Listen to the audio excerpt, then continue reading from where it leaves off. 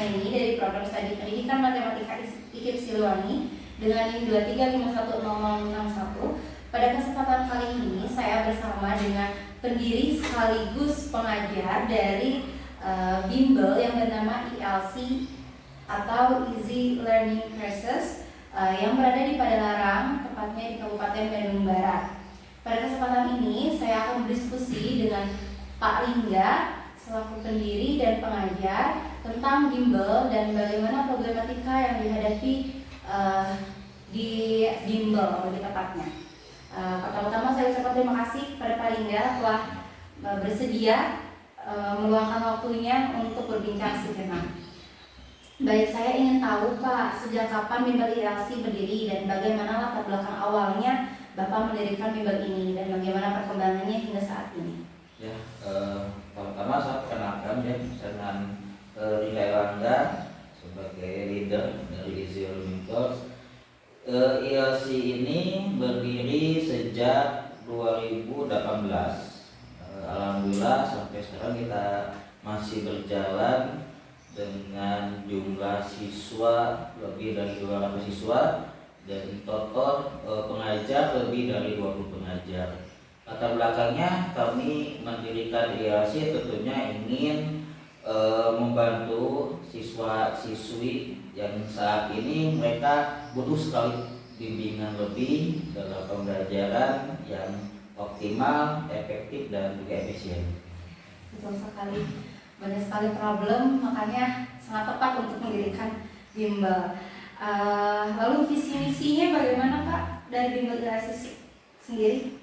Visi misinya kita tentunya ingin mencetak generasi maksimum thinking ya. Jadi tidak hanya dari akademiknya, kita juga ingin menggali bakat setiap potensi siswa. Jadi mencetak siswa habitual thinking plus maksimum thinking generation. Bagus sekali.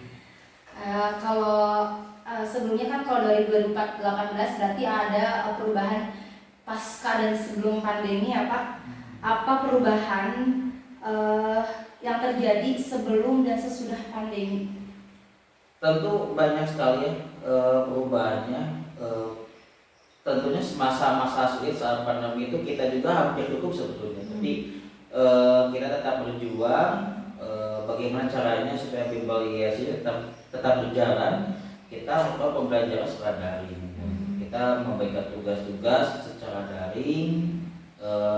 Tapi itu secara daring itu tidak efektif juga. Makanya banyak masukan dari orang tua siswa saat itu untuk tetap masuk ya, tapi dengan syarat mematuhi protokol kesehatan, kemudian jumlah siswa kita hanya beberapa siswa saja, jambu kita atur dan lain-lain. Ya, sangat sulit kalau diterapkan era sekarang ini, di mana anak-anak pembelajarannya itu kalau dari itu kadang-kadang mereka tidak efektif dalam belajar. Iya, betul sekali. Karena keterbatasan juga pada saat itu ya Pak. Nah, kalau misalkan dari segi pengajar, bagaimana strategi Bapak selaku leader dari ELC itu untuk menjaga kualitas tenaga pengajar yang alhamdulillah sekarang sudah lebih dari 20 pengajar? Biasanya kita mengadakan rapat bulanan, kemudian ada evaluasi juga, supervisi juga terhadap para tutor gitu. Jadi lebih share juga di sini alhamdulillah banyak guru yang sudah sangat berpengalaman lama mengajari sekolah-sekolah gitu kan. Jadi ada guru yang baru juga gitu kan, yang fresh graduate yang lulus juga. Jadi kita bisa saling mengisi kan.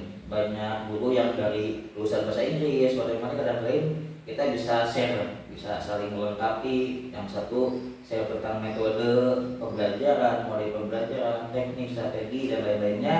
Yang lain tentang yang materi-materi yang rumus-rumus baru atau cara cepat yang lain, kita bisa saling melengkapi gitu. Nah, ada evaluasi bulanan ya Pak ya untuk menjaga ininya. Nah, kalau misalkan tadi kan Bapak visi misi awalnya untuk apa ya, tidak hanya untuk secara akademis tapi juga membangun itunya. Menurut Bapak, pandangan Bapak, problematika apa yang terjadi saat ini yang dihadapi oleh apa ya, siswa-siswa mungkin seperti itu, yang hingga pada intinya problematika itu diselesaikan atau bisa dibantu dengan bimbingan belajar ini. Tentunya menyikapi pembelajaran saat ini di mana anak sekali pasti berbeda dengan zaman dulu gitu kan. Makanya di pembelajaran pun kita menerapkan berbagai metode, strategi dan lain-lainnya. Jadi tidak hanya terpaku dengan metode ceramah dan lain-lain. Kita ada game juga, gitu kan. Kita ada buku modul juga yang mempermudah siswa. Kemudian di buku modul pun terdapat banyak latihan-latihan soal, dan biasanya latihan soal itu ada ketika ulangan, ketika semester gitu kan. Itu biasanya kita melengkapinya pembelajaran seperti itu. Kemudian orang tua pun terbantu dengan adanya buku modul itu, sehingga orang tua bisa membimbing anak-anaknya di rumahnya seperti itu. Oke, tapi untuk saat ini apakah sudah Bapak di era digital ya Pak? Digital ini sudah sudah ikut serta menggunakan platform digital untuk memperluas ILC ini? Ya, kita juga sekarang ini sedang berjalan ya di media sosial, kemudian kita pun kita sering membantu juga ketika ada tugas-tugas sekolah. Kita memberikan biasanya lewat PA yang sederhana, yang simpel gitu kan. Tapi kita pun kadang-kadang ngirim link juga anak misalkan untuk tugas dan lain-lain, misalkan berupa game atau misalkan tambahan materi, kita ada memberikan link. Kemudian kita pun ada sosial media juga dengan supaya lebih bisa interaksi lebih dekat dengan siswa dan juga orang tua siswa. Karena yang termudah itu WhatsApp ya Pak ya. Termudah dan paling isinya itu WhatsApp.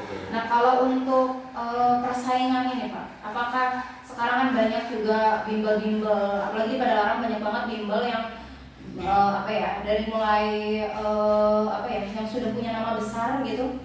Apakah persaingannya itu mempengaruhi dari jumlah siswa? Menurut saya persaingan bagus ya, supaya jadi motivasi juga buat kami gitu kan, untuk bisa jauh lebih baik lagi gitu kan. Kami pun menyadari kami masih ada kekurangan, pada itu kita melihat banyaknya pesaing ini justru semakin termotivasi gitu kan, untuk kita bisa lebih baik lagi, evaluasi lagi, terus belajar lagi gitu kan. Dan tentunya untuk ILC dan tempat khusus lainnya kita punya ciri khas masing-masing gitu kan. Kelebihannya kita pakai apa yang kita gak punya, dan kita pun punya kelebihan yang tidak mereka punya gitu kan.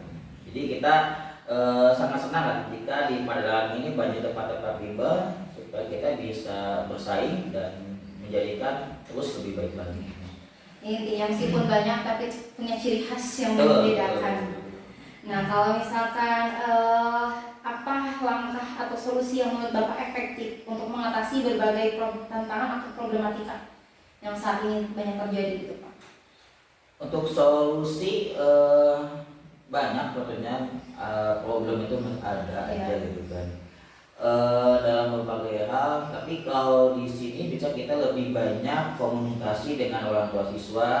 Kita pun sering minta masukan juga dari orang tua siswa, minta saran juga, tidak hanya dari orang tua siswa tapi dari tetangga, masyarakat sekitar pun kita minta masukan gitu kan. Karena kan demi kemajuan bersama, demi yang terbaik buat anak-anak gitu kan. Ya, pasti problem itu pasti ada dan masalah anak ada. Ya, kita juga perlu pendekatan ya, terhadap anak-anak misalkan yang sudah puber gitu kan. Bisa kita lebih ekstra sih, dan pendekatannya. Kemudian ada guru-guru pun kita di sini sering ngasih pesan lah terhadap anak-anak supaya jangan berbuat hal yang negatif gitu, tetap terus memotivasi gitu. Karena kan anak sekarang itu paling dibutuhkan itu motivasi. Maka kita sering motivasi, sering ngasih masukan, lebih ke pendekatan terhadap anak dengan orang tua gitu, supaya kita tahu juga nih ketika anak yang bermasalah, kita tahu solusinya apa, cara menanganinya seperti apa gitu kan. Itu sih. Nah, mungkin yang terakhir Pak pertanyaannya, bagaimana pandangan Bapak dan harapan terhadap masa depan bimbingan belajar, terutama ILC sendiri? Bagaimana untuk kedepannya harapan dan mungkin eh, apa ya, proyek-proyek yang akan dilakukan Bapak di masa depan? Untuk ke depannya tentunya pasti ingin yang lebih baik lagi gitu kan. Harapannya IELTS ini kita bisa buka cabang di beberapa tempat karena IELTS itu jadi bimbel untuk semua usia, maksudnya untuk semua kalangan. Jadi dari apapun itu orang tuanya bisa bimbel di sini karena kita memberikan layanan dengan biaya yang sangat terjangkau bagi orang tua siswa gitu kan, dengan pembelajaran yang efektif gitu kan. Alhamdulillah hasilnya selalu memuaskan, siswa IELTS selalu berprestasi di sekolahnya, nilai ulangan pun besar-besar. Tapi kita bisa dijangkau oleh semua kalangan. Jadi anak-anak yang lain pun mereka mendapatkan hak yang sama untuk mendapat pembelajaran yang lebih baik seperti itu.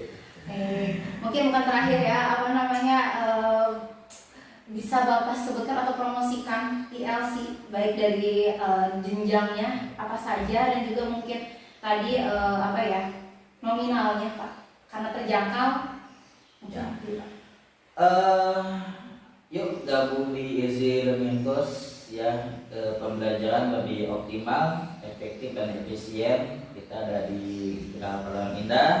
Mudah-mudahan kedepannya kita ada cabang-cabang lagi ya. Di IELTS ini sangat terjangkau biayanya. Kita ada dari jenjang dari TK, SD, SMP, SMA, mahasiswa, bahkan yang umum, yang kerja pun ada yang sambil bimbel di sini gitu. Dengan berbagai program, ada matematika, bahasa Inggris, bimbel, tahfidz dan lain-lain. Untuk biayanya insya Allah terjangkau dari 150.000 per bulan sampai 350.000 per bulan. Terima kasih banyak kepada Pak Ringga yang telah meluangkan waktu, dan semoga IELTS terus berkembang dan semoga harapan Bapak untuk membuka cabang di masa depan terrealisasi. Terima kasih, sekian video pembahasan tentang bimbel dari saya. Wassalamualaikum warahmatullahi wabarakatuh.